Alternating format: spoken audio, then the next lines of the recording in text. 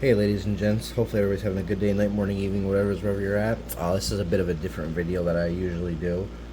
Usually I'm doing the whole computer gig, which I'm still doing that. I've got content that I'm going to be doing coming up, just nothing that's happened really recently at all. Well, I've got my new personal rig already all built. The only reason why I haven't done a video on that or anything like that at all is because I'm waiting on a couple of finishing parts for my build. Then I can do the final detail work. Then I'll start doing videos on that, and then etc. etc. As for the customer build, I'm actually waiting for the customer's final piece so I can do the final detail work on his, and then I'm gonna get cracking on his. But yeah, nonetheless, this video is based off of Geek Bar's new Pulse X.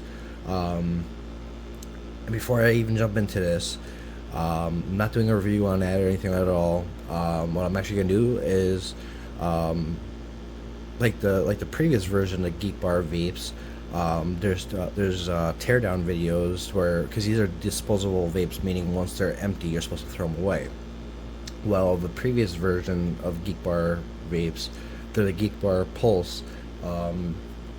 There's actually videos here on YouTube, or there's actually videos on YouTube where it's actually shown that you can disassemble them and refill them. As far as I'm aware of, at the time of making this video, being these are still new to the market, as far as I'm aware of, nobody's done a teardown video of these. So this is actually the second one that I bought. The first one I actually gave away, but excuse me. But this one here, I actually finished it off this morning around 5 in the morning. Here it is 8:37, and it just started losing its vaping flavor. So I figured I would take and figure out how to tear it apart and refill it. And I've done that successfully. Now, before I even get into doing any of this, I just want to put out there, no, I do not encourage vaping, specifically with the Geek Bars or anything that involves nicotine. I do not encourage it. Me personally, I say stay away from it. Nicotine is a very dirty, nasty habit. I come from smoking, so this is how I'm getting away from it, and it's working. But yeah, I just wanted to take it, and I figured out how to get the Geek Bar Pulse X apart, and I refilled it with my own personal juice, which my own personal mix is 50/50 raspberry cheesecake, and I've already refilled this with it. Now, I did notice back with the Geek Bar, the previous version, they were a little bit tricky to take apart. It's actually kind of weird because how these are designed and put together, it's almost like Geek Bar made them more user-friendly to take apart, and I'll actually show you what I'm talking about when I take this apart. So, one of the first things that you do to take it apart is, just like on a regular Geek Bar, the regular Geek Bar Pulse, these top mouthpieces pop off. Well, it's the same exact gig for these, but these ones are a lot harder to get off, and the easiest way I found to get it off is I just grab my screwdriver, put it in, and just pop it off. There you go. Yes, it sounds like it broke off, but it didn't break off. It's perfectly fine. And you just put it to the side, and there's your top piece. Now, I have already refilled this with my own juice, and it works perfectly, which I'll show all that. But before I go any farther, I'm going to take it, I'm going to turn it on, which it's on regular mode, and as you see, 0%, so it's 100, so it's completely out. And as you see, there's the Pulse X.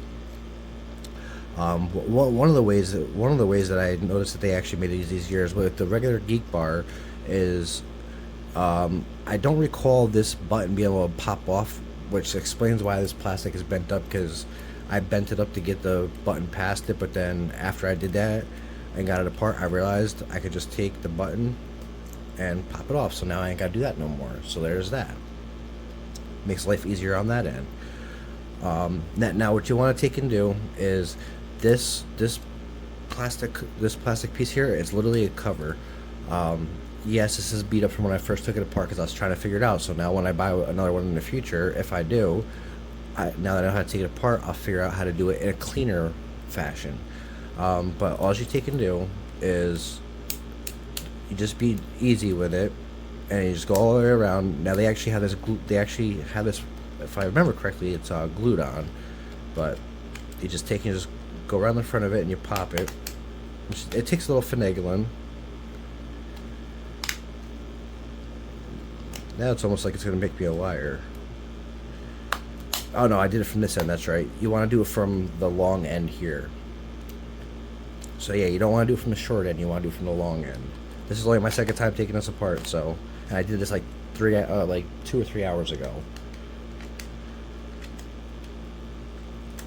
But you're just going to take and start getting it to pop apart. There you go, you're going to get it to pop. Then once you get it to pop, you literally just like peel it, and it'll pop right off just like that. And as you see, it's just clipped in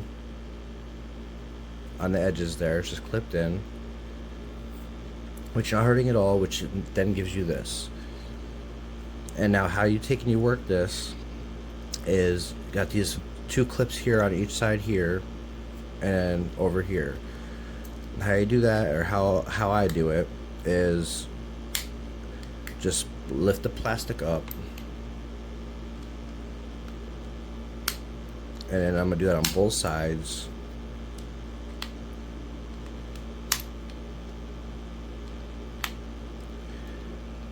Which this will start to, this bottom part, yes, this bottom part here, it should start to, what you ultimately want to do is you want to slide the front cover out. Like I said, there's probably a much easier way of doing this, cleaner, whatever, but I've not seen no video of it. There we go, I got it to pop. And once it pops, you just gently slide it out, just like that. Now what you're going to want to take and do, oh shoot, I got the button just fell down on the floor. I'm not going to worry about that now.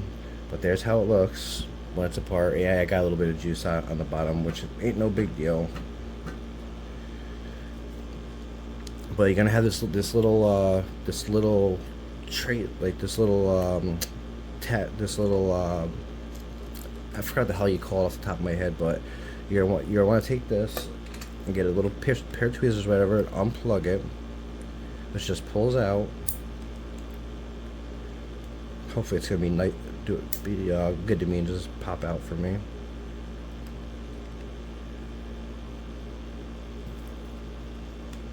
I got the wrong tweezers to be doing this. There we go, popped it out. Now with that popped out like that, all you're gonna take and do is, you got a tab right here. Push this tab in, and then this whole part slides right out, just like that. Then you just want to be careful, pull it down. Stupid batteries stayed attached to the, there we go. You want to be gentle, just pull it out, and there's your Geek Bar, your Geek Bar Pulse X. There it is apart. At that point in time, you just take your juice and you refill it. And yeah, you want to be mindful of your cable here. But then to put it back together, same way you took it apart. Take this here, slide this on, slide this down, it'll clip back into place. Then you're going to take this little cable here. This little cable here I found to be the most difficult part. But you take this little cable here, you line it up there, push that into place, which that's right back into place. I've already gotten used to putting that back in. But it looks like it's actually got like a little plastic tab there. Well, I'm not going to mess with it. It's a ribbon cable, that's it. But once that's in, there you go, that's that. I'm actually going to take really quick and bend that back down. There. Then when you put it back together, very simple, same exact way you took it apart. Just slide that back in. Done deal, that's back in. You take your little plastic piece, which you can put that on at any time you want.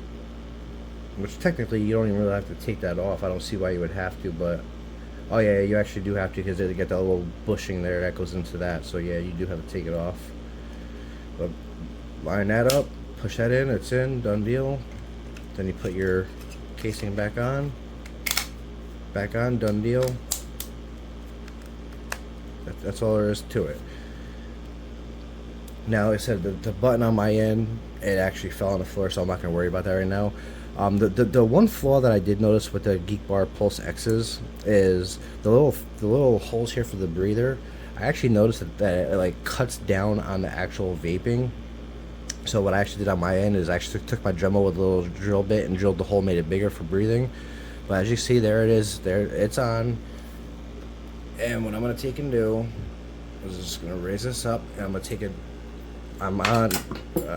Right now it's on pulse, so I'm gonna take and I'm gonna put it on regular. There's regular. You see it's on, and I'm gonna take a drag off of it to show you that it works.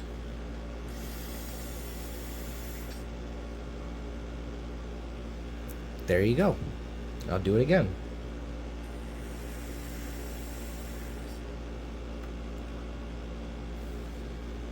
But yes, just like the Geek Bar Pulse, the previous version, your liquid percentage doesn't go up. Once that's down, that's down. It's whatever. But your battery percentage, it does read it. So, but yeah, that's it. So that's how you take the Geek Bar Pulse X apart to refill it, and that's how you put it back together, and it is up and running. So yeah, with that being said, hopefully everybody's having a good day, night, morning, evening, wherever it is, wherever you're at. Again, I do got more computer content coming. Just waiting for finishing touches stuff to come in the mail, and yeah, you guys can see my vaping stuff, all my goodies. This isn't even nearly half of what I have. And no, I'm not. I know I don't plan on starting to do anything on vaping wise. Maybe I will. I don't know. Just give me more. Just give me something else to do content on. But yeah. With that being said, again, hopefully everybody's having a good day, night, morning, evening, wherever it is, wherever you're at. I'm out. Later.